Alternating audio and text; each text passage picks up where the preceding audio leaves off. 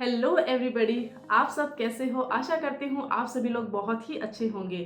तो जैसा कि हमारा ऑल इंडिया बार एग्जामिनेशंस के जो रिजल्ट्स हैं वह आ चुके हैं। बहुत ही इंतज़ार के बाद फाइनली ये रिजल्ट्स आ चुके हैं। लेकिन अब हमारे जो स्टूडेंट्स हैं उनको इंतज़ार है COP का, यस, सर्टिफिकेट ऑफ प्रैक्टिस का।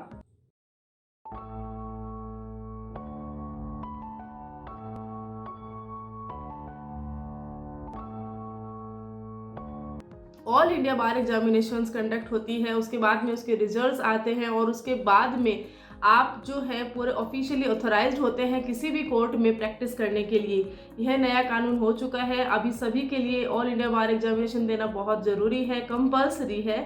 तो इतना तो आप शायद जानते ही होंगे कि जो COP होता है वह हमें मिलेगा, लेकिन ये हमें कब मिलेगा, इसका कैसे आवेदन करते हैं, इसके क्या उद्देश्य होते हैं और किन किन को ये नहीं मिलता है।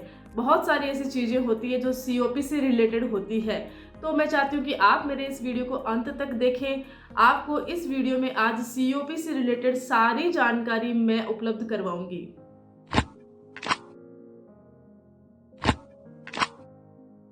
जैसा कि हम सभी जानते हैं कि जो ऑल इंडिया बार एग्जामिनेशंस जो है वह 40 भाषाओं में करवाया जाता है। यह एक राष्ट्रीय स्तर की एग्ज़ाम होती है और जो जिन भी एडवोकेट्स हैं जो जिनका कि इनरोलमेंट नंबर है वो 2010 के बाद जिन्होंने LLB किया है, जिन्होंने स्टेट बार में अपना नामांकन करवाया है, उनके लिए ऑल इंडिया बार एग्जामिनेशंस देना ज़रूरी है। बहुत सारी ऐसी बातें हैं जो आपने जानी है और अब जो है COP के बारे में बताऊंगी।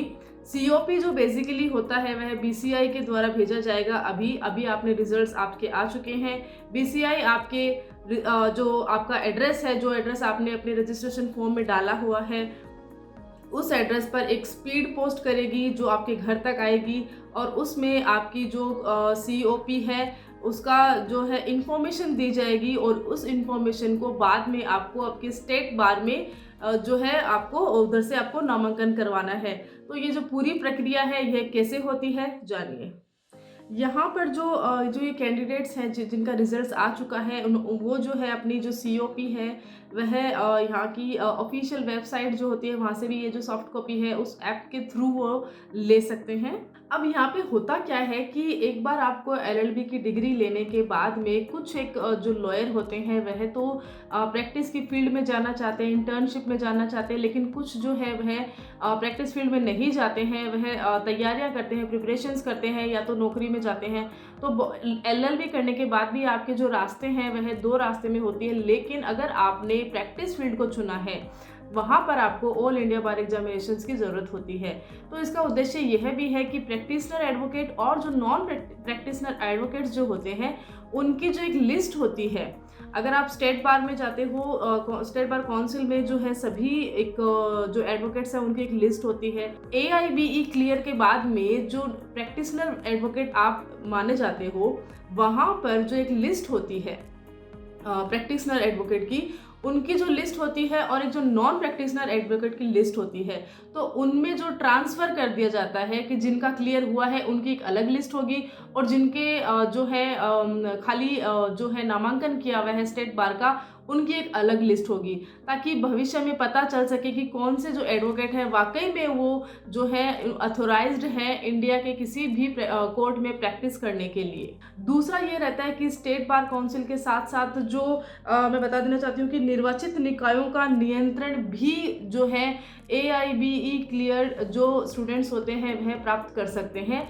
इसीलिए इनका जो ये एग्ज़ाम्स होती है वह कंडक्ट करवाई जाती है। अच्छा, जैसे मैंने अभी बताया है कि एक प्रैक्टिशनर एडवोकेट्स होते हैं और एक नॉन प्रैक्टिशनर एडवोकेट्स होते हैं, लेकिन इसमें एक चीज़ और ऐड करती हूँ और वह है हमारा थर्ड पॉइंट। हमारा थर्ड पॉइंट कहता है कि जो 2010 से पहले के एडवोकेट्स हैं उनको यह एग्ज़ाम देने की नीड नहीं है, उनके लिए कंपल्सरी नहीं है। जिन्होंने अपना जो लॉ का डिग्री है वह 2010 के बाद किया है और जो प्रैक्टिस में आना चाहते हैं वही स्टूडेंट्स जो हैं उनको AIBE क्लियर करना होगा।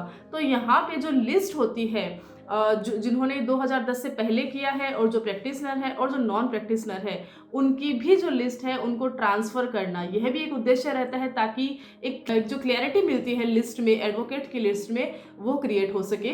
अच्छा, अब जो मैं एक पॉइंट बता रही हूँ वो सबसे इम्पोर्टेंट पॉइंट यह है कि जितने भी जो एक एडवोकेट्स को बेनिफिट मिलते हैं, एज एन एडवोकेट आपको जो कि जितने भी बेनिफिट्स मिलते हैं वह बेनिफिट्स सिर्फ और सिर्फ आपको AIBE क्लियर करने के बाद, प्रैक्टिशनर एडवोकेट बनने के बाद ही मिलेंगे। अच्छा, अब लास्ट पड़ाव ये है कि इस जो COP है इसमें आवेदन कौन कौन कर सकते हैं। तो इसमें आवेदन वह लोग कर सकते हैं जिनका जो नाम है स्टेट बार काउंसिल में है, स्टेट बार काउंसिल की लिस्ट में है। और कौन जो स्टूडेंट्स हैं या कौन ऐसे कैंडिडेट्स हैं जो कि COP के लिए जो है आवेदन नहीं कर सकते हैं, वो होते हैं, पहले होते हैं जो होते हैं नॉन प्रैक्टिशनर, जी हाँ मैंने जैसे पहले बताया है। दूसरे जो होते हैं वो होते हैं AOR, एडवोकेट ऑन रिकॉर्ड्स, क्योंकि वो सुप्रीम कोर्ट में प्रैक्टिस करते हैं। और जो तीसरे होते हैं वो होते हैं वरिष्ठ अधिवक्ता गण, जैसा कि मैंने पहले ही बताया है कि उनको जो है नीड नहीं है, क्योंकि उनका जो इनरोलमेंट नंबर होता है वह 2010 से पहले का होता है। अंत में यही है कि जो ये COP होती है वह कैसे मिलती है। तो जैसा कि मैंने पहले बताया है कि जो COP होती है वह एक रजिस्टर्ड पोस्ट रजिस्टर्ड लेटर आपके घर पे आता है। जो भी एड्रेस आपने अपने रजिस्ट्रेशन फॉर्म में डाला हुआ है सेम एड्रेस पर आपको जो है यह मिलेगी। यह एक इन्फॉर्मेशन होती है जो बार काउंसिल ऑफ इंडिया की तरफ से आती है। इसमें यह इन्फॉर्मेशन दी जाती है कि अब AIBE क्लियर करने के बाद आप जो है, आपका जो इनरोलमेंट नंबर है वह बार काउंसिल ऑफ इंडिया में आ चुका है। और अब जो है आप अपने संबंधित किसी भी जिस भी स्टेट बार से आप संबंध रखते हो उस स्टेट बार में जाके अपनी जो ये कॉपी है वह प्राप्त कर सकते हो। आशा करती हूँ मैंने ये जो जानकारी दी है COP को लेकर आपको अच्छी लगी होगी।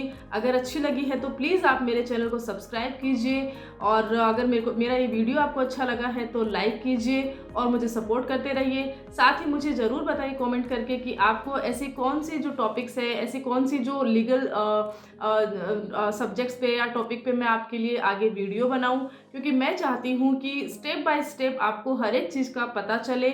मेरा यही उद्देश्य है। Thank you so much.